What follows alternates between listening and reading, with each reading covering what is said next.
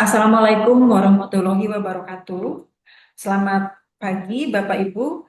Kami dari kelompok 3 kelas 11B yang terdiri dari Ibu Budi Putuwika, Bapak Saiful Hilman, Bapak Julfikar Saputra, dan saya sendiri Neti Sri Rezeki.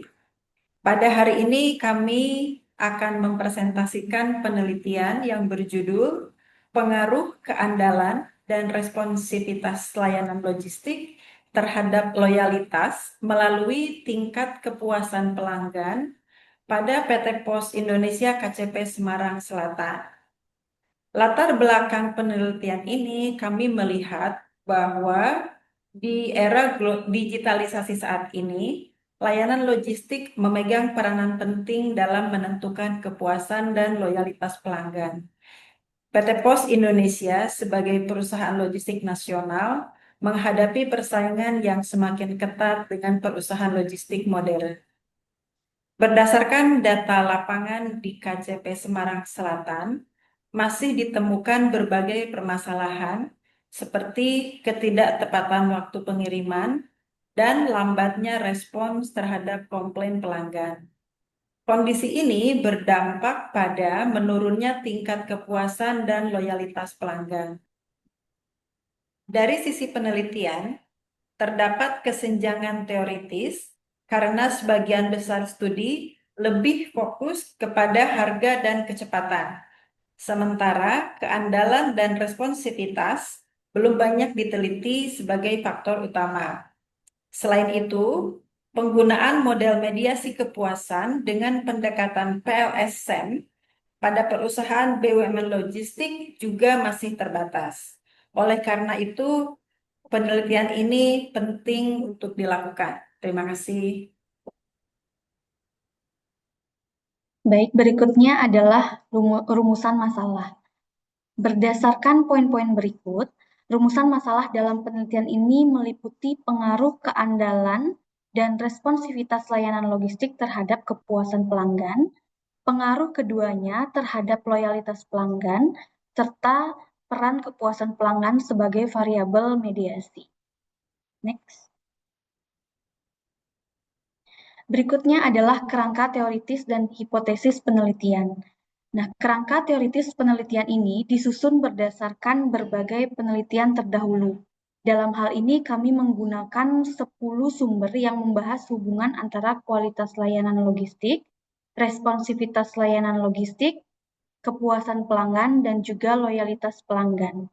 Beberapa sumber tersebut menunjukkan bahwa keandalan dan responsivitas layanan logistik mempengaruhi kepuasan pelanggan yang selanjutnya berdampak pada loyalitas pelanggan, di mana kepuasan pelanggan berperan sebagai variabel mediasi dalam hubungan tersebut. Terima kasih. Baik, untuk hipotesis penelitian, berdasarkan kerangka teoritis tersebut, maka dirumuskan hipotesis penelitian yang mencakup pengaruh langsung keandalan dan responsivitas terhadap kepuasan dan loyalitas, serta pengaruh tidak langsung melalui kepuasan pelanggan sebagai variabel mediasi. Selanjutnya, untuk definisi operasional variabel, di mana dalam penelitian ini kita menggunakan 4 variabel dan masing-masing variabel terdiri dari 3 indikator. Terima kasih.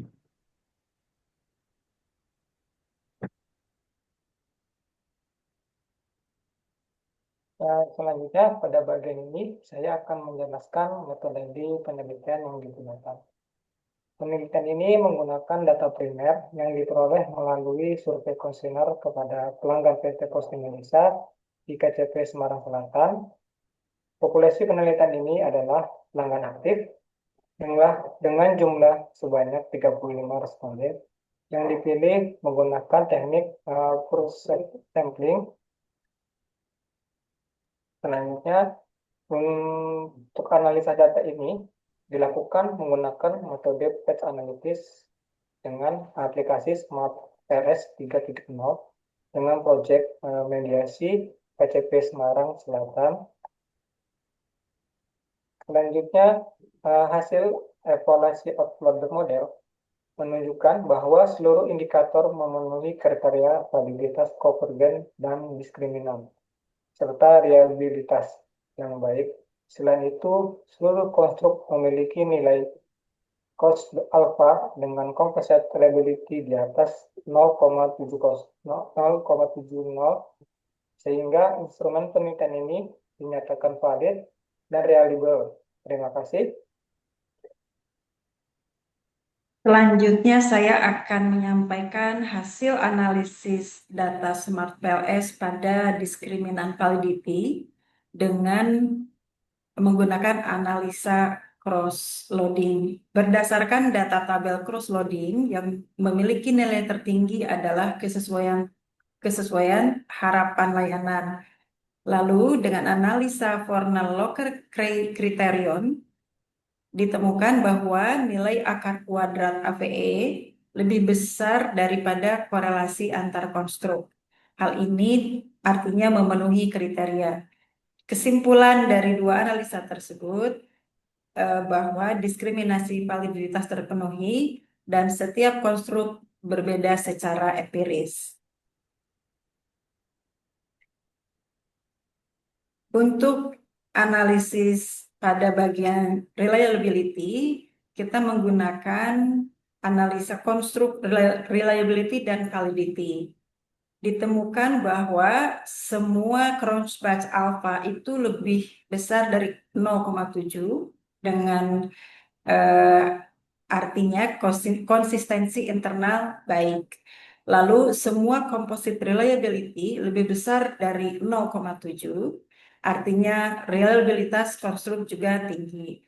Nah, kesimpulan dari analisa ini, semua instrumen penelitian adalah reliable dan konsisten. Terima kasih. Berikutnya saya akan menjelaskan terkait analisis MAT-PLS pada uji R-square.